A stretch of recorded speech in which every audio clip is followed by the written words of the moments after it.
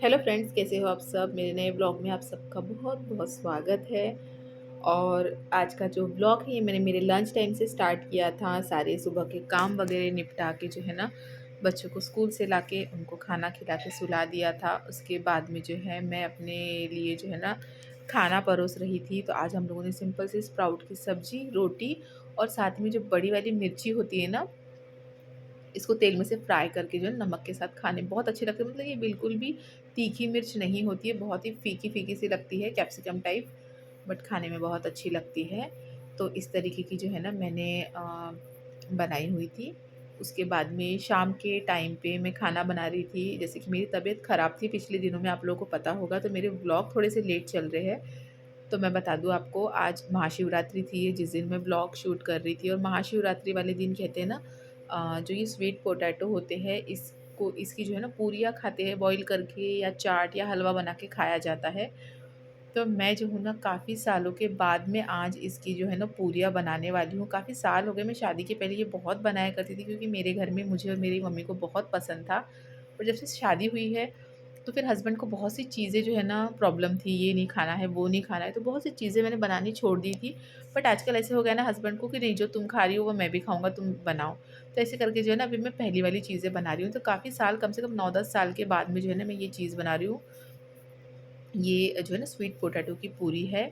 इसको कुछ नहीं, मैंने बॉईल कर लिया था और उसके बाद में जो है ना नॉर्मल अपना गेहूँ के आटे में जो है ना चीनी का पाउडर और जो ये इसको बॉईल करके स्वीट पोटैटो को बॉईल करके डाल दिया और सब कुछ आटा गूँथ लिया। विदाउट वाटर जो है ना ये आटा गूँथ जाता है, पानी नहीं डालना पड़ता है। और गूँथ के बस पूरियाँ बना के सेंक लिए। और इसी के साथ में मैंने खाने में बनाया था पुलाव। कोई भी त्योहार अगर हो और मेरे पास अगर टाइम ना हो ना, तो मैं सिंपल सा पुलाव बना देती हूँ, जिसको तहरी कहते हैं हिंदी में, हम लोगों के यहाँ पे उसको आलू भात कहते हैं। और कढ़ी और एक कोई स्वीट बना दो तो मेरे घर के लोग बहुत ही अच्छे से खा लेते हैं। उसके बाद में ये नेक्स्ट डे है, हस्बैंड ड्यूटी से आते-आते जो है ना हम लोगों के लिए फाफड़ा एंड जलेबी लेके आए थे। मैंने कुछ टाइम पहले जो है ना हस्बैंड को बोला था कि मुझे फाफड़ा एंड जलेबी ट्राई करना है। तो हस्बैंड वाज़ लाइक कि ठीक है मैं एक आधी बार लेके आऊँगा, बट वो भूल गए थे।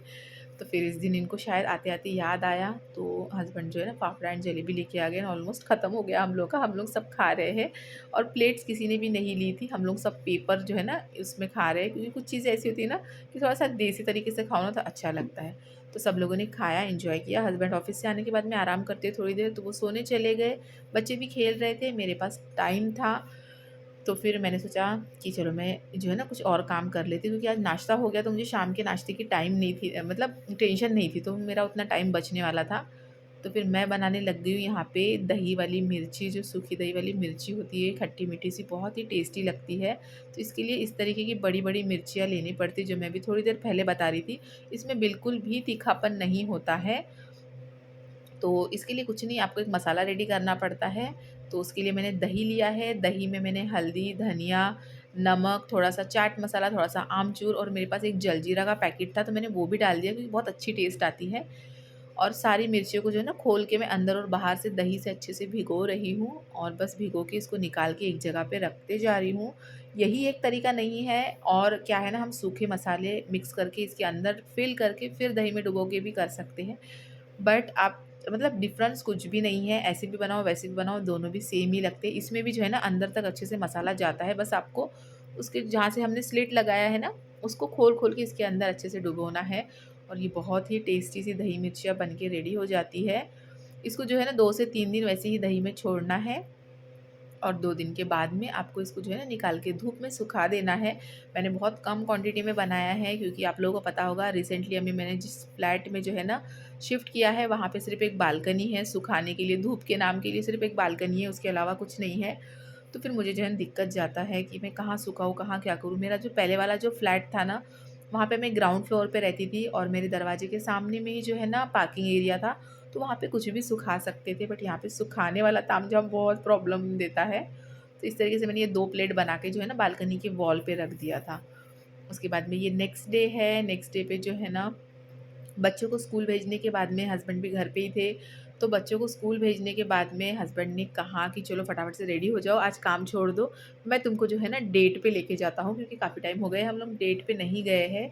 तो फिर मैंने कहा कि हाँ ठीक है, क्यों नहीं, चलते हैं। तो काफ़ी टाइम हो गए हम लोग वैसे भी डेट पे नहीं गए थे। तो हम लोग पहले आ गए थे, ये यहाँ पे एक साउथ इंडियन वाली दीदी है जिन्होंने रोड साइड पे जो है ना ठेला लगाया हुआ है।